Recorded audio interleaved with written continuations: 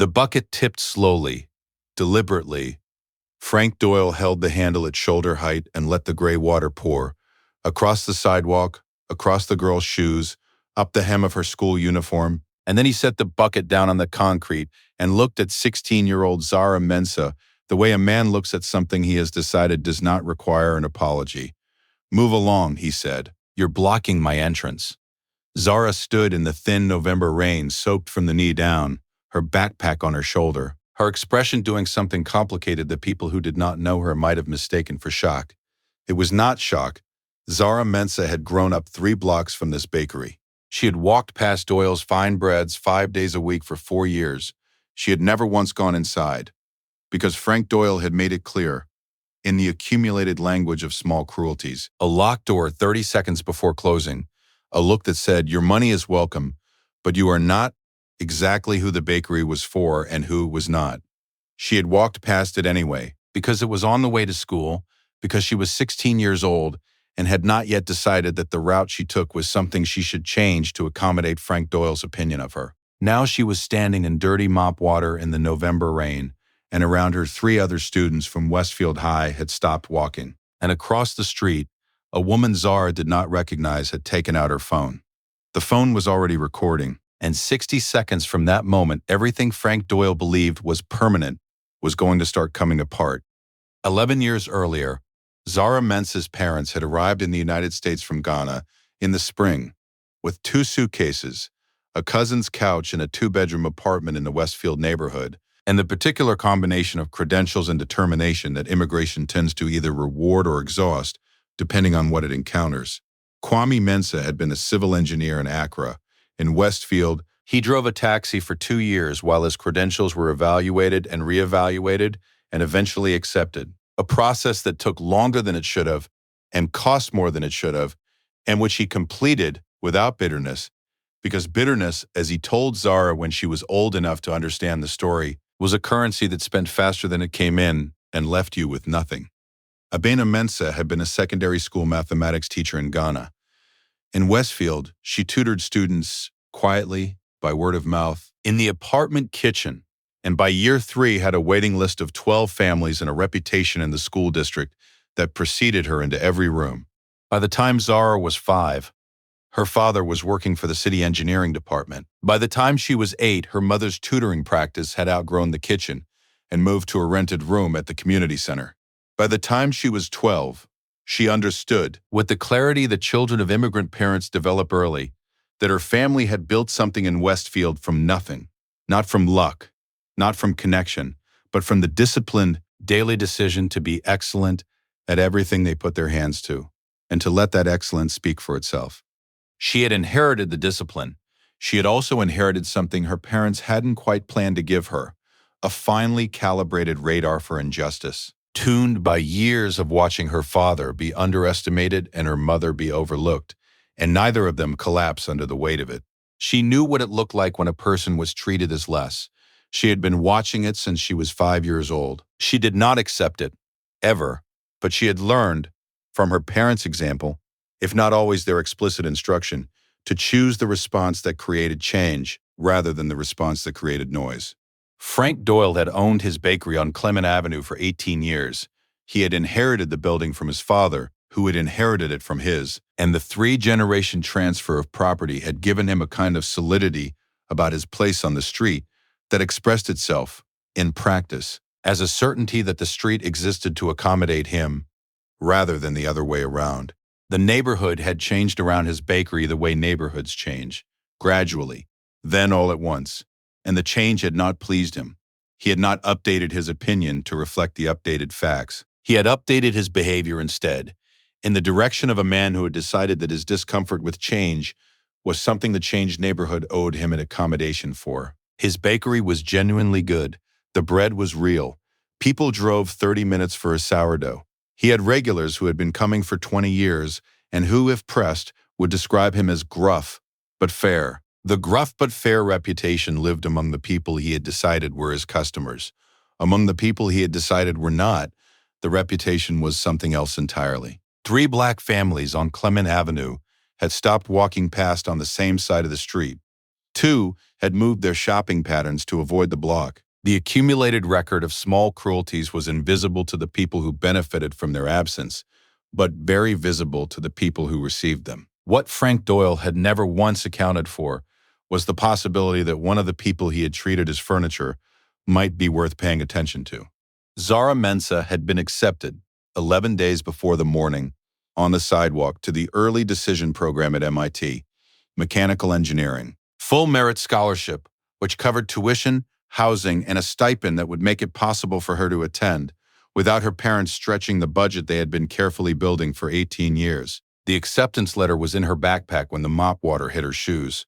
She had been showing it to friends at school all week. She had not yet told anyone outside the family and her closest circle, because she was still sitting inside the fact of it, the way you sit inside something enormous before you let it become a public thing. The scholarship was not the point of this story, but it is part of the architecture of what Frank Doyle did not know when he picked up that bucket. He looked at a 16-year-old girl in a school uniform and made a calculation about what she was worth and what she could do about what he'd done to her.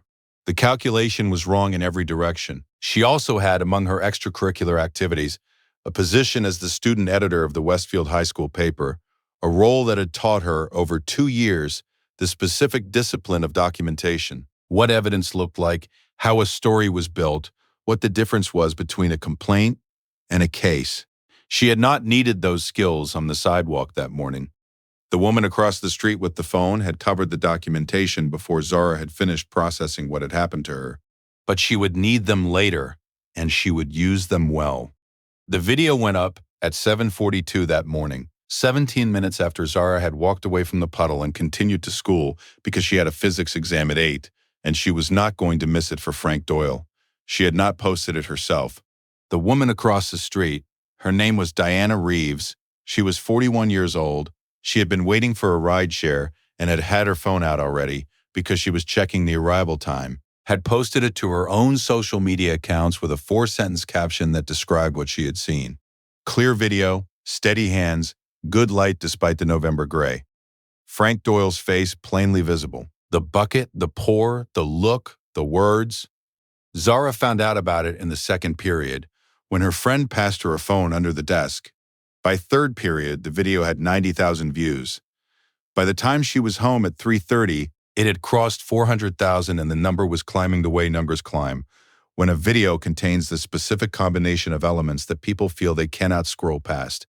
A clear injustice, a child, a face you can see, and the particular awful specificity of a man holding a bucket at shoulder height and tipping it with deliberate slowness.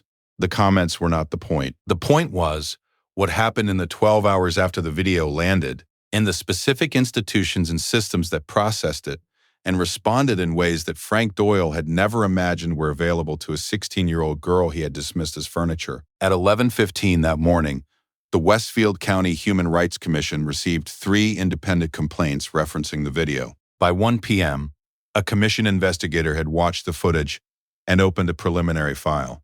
At 2:45, the city councilwoman, whose district included Clement Avenue, had issued a statement. At 4 p.m., the owner of the building that housed the bakery, not Frank Doyle who leased, not owned, called his property manager.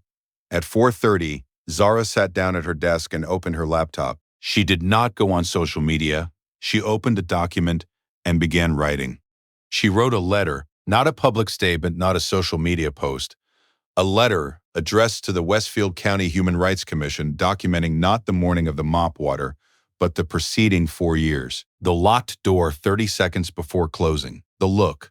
The specific incidents she could date and describe. The 2 families she knew about who had altered their walking routes. She wrote it the way she had been trained by 2 years of student journalism to write, with dates, with specificity, with the care of a person who understood that the difference between a complaint and a case was evidence. Her mother read it before she sent it. Abena Mensah sat at the kitchen table with her daughter's letter and read it in full and said nothing for a moment. Then she said, "You have 3 incidents you can document with specific dates. The rest is pattern. Lead with the incidents. Put the pattern second." She picked up a pen. They worked on it together for 40 minutes.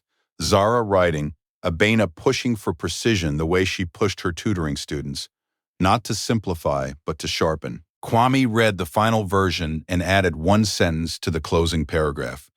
The sentence was about the responsibility of a public-facing business to the community it occupied, and it was written in the precise, load-bearing language of a man who had spent 20 years working inside the systems of a city and understood what those systems responded to. He did not make it softer. He made it more exactly right. The letter went to the commission the following morning.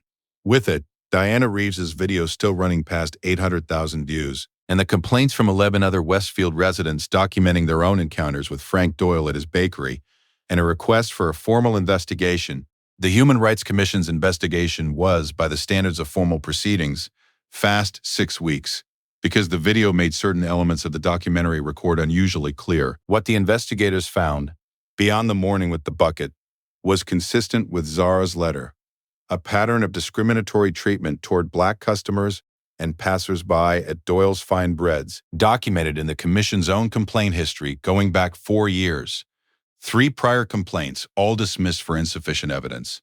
Evidence now was not the problem. The Commission issued findings: discriminatory conduct in violation of Westfield County's public accommodation statutes, a mandatory remediation order requiring anti-discrimination training, posted public notice of the findings, and a formal compliance period with monitoring. Civil penalties of $18,000. The penalties were not the collapse. The collapse had a different architecture, and it unfolded in the weeks and months after the Commission's findings in ways that were less visible than the video, but more total in their effect. The building owner, reviewing his lease agreement in light of the Commission's findings and his property manager's advice, determined that a documented violation of public accommodation law constituted a material breach of the commercial lease's conduct clause. He exercised the clause. Frank Doyle had 90 days to vacate the premises he had occupied for 18 years. The sourdough regulars, the people who drove 30 minutes who had described Frank as gruff but fair, did not, for the most part, stop coming immediately. Some of them did. Others came and felt the specific discomfort of continuing to support something that had become publicly associated with a very clear image of a man holding a bucket over a child. The foot traffic numbers told that story without anyone having to narrate it. By week 6 after the video, revenue was down by 40%. By week 10, it was down by 60%. The wholesale contract Frank had held for 11 years with a regional grocery chain was reviewed by the chain's Supplier Standards Committee, which had a diversity and inclusion policy adopted 2 years ago and a policy review trigger that included findings from civil rights bodies. The contract was not renewed at its December expiration. Frank Doyle appeared briefly in a local news interview in which he described himself as the victim of a social media mob and said that he had been in business for 18 years and had always treated everyone the same. He did not say what the same meant. The interviewer did not ask. The video had already answered the question. He closed the bakery in February, 79 days after the Commission's findings. The for-lease sign went back in the window of the building his grandfather had opened a bakery in, which his father had run, which he had run for 18 years, and which he was vacating not because of a 16-year-old girl in a school uniform, but because of every decision he had made about what that girl was worth before he knew anything about her. The decision about what she was worth had been the mistake. The bucket had been the moment the mistake became a record. Zara Mensah graduated from Westfield High in the spring with the highest GPA in her class. She gave a 2-minute section of her valedictory address to the question of what Westfield had taught her. Not the school, but the neighborhood. The 3-block walk to school. The specific education of growing up in a place that was sometimes generous and sometimes not. And learning to tell the difference between a system that needed to be navigated and a system that needed to be changed. She did not mention the bakery by name.